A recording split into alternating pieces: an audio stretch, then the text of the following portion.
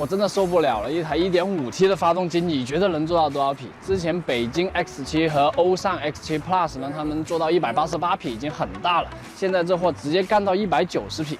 现在 1.5T 的发动机没有190匹，是不是都拿不出手了呢？今天我们在天津来体验这款启辰的大 V， 一会儿会去到一个场地的试驾。我们先看一下它的外观。首先，这台大 V 它大就大在它的这个车身宽度，1917毫米的宽度，什么概念？比宝马7系都还要宽呢。你看它这个硕大的中网，然后这里有一些这种很 V 的这一些造型的设计，再配合整个直来直去的线条呢，真的是一台名副其实的大 V。你别看它整个都是直来直去的大线条，它的风阻系数做到了0.3，什么概念啊？比兰博基尼还要牛逼啊！所以它的整个侧面线条，所以看上去是非常有那种棱角感的。到了车尾，它是一个向后溜下去的一个设计，有点像那种轿跑 SUV 的感觉。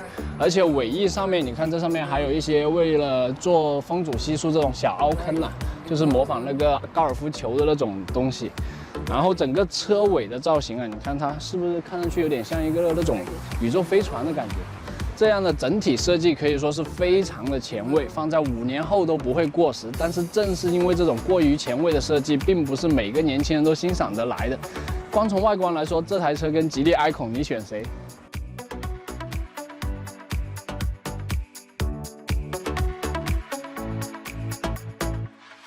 得益于比宝马7系还要宽的车身，这台启辰大 V 的内部空间还是非常够的。像我坐在这里，跟副驾驶的距离还是比较宽的。它这个中央这套扶手东西设计的比较宽，你想象一下，把这套东西拆掉，我中间再安个座椅，前排可以坐3个人，你信不信？前面这块24英寸的中控大连屏啊，直接把科技感拉满。虽说是大连屏，但是它中间这里还是有隔断的，其实是2块屏幕安在这里的。它这套车机呢，搭载了那个 V-Link 的智联系统，它可以控制车内绝大部分功能，像什么开窗啊、那些调空调啊，都可以通过车机控制。但是啊，它这个后视镜的调节功能，它也集成在这里控制的，这里是没得调的，所以这个部分功能呢，还是需要一定的时间去适应的。整个内饰的设计呢，它还是非常时尚的。你看，像这个启动按钮啊，还有这里出风口这些小细节啊，到处都是 V 啊。而且这个面板呢，整个看上去也是质感还是不错的。还有这块多功能方向盘，与其说它是更运动，我感觉握上去就像开飞船那种科幻的感觉。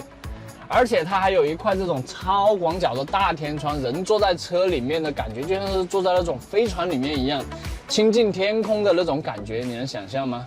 不过我还是建议大家慎重选择这块天窗啊！你想象一下，我在南方那种艳阳高照的地方，我开车的是一个光头，那坐在车里面的成员应该会感觉挺刺眼的吧？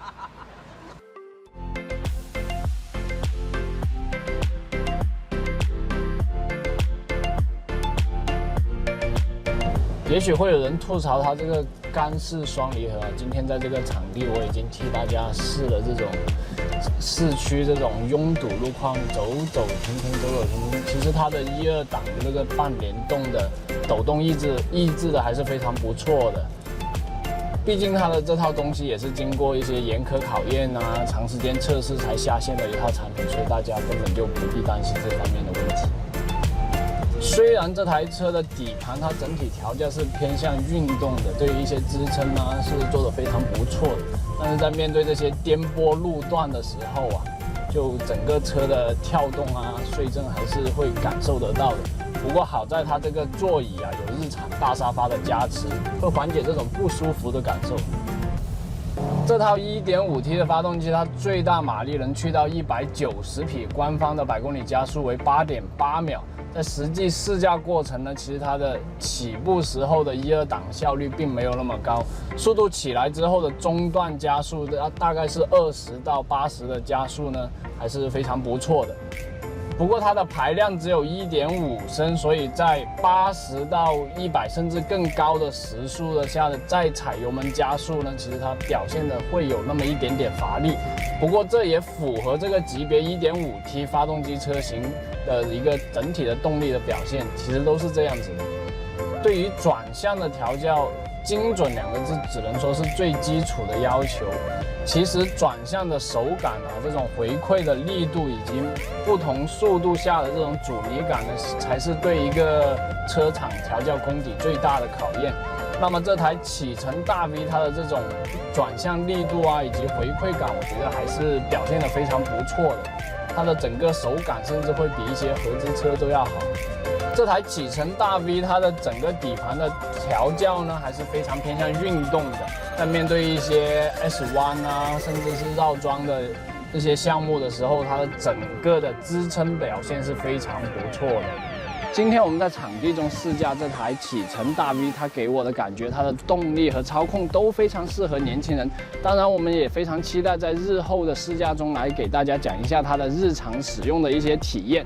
它目前呢只是一个预售的状态，预售价10.3万到13.3万的区间。不过最终的售价，我觉得如果能够像引爆一样起步价在一个10万以内，那么年轻人第一台 SUV 就非它莫属了。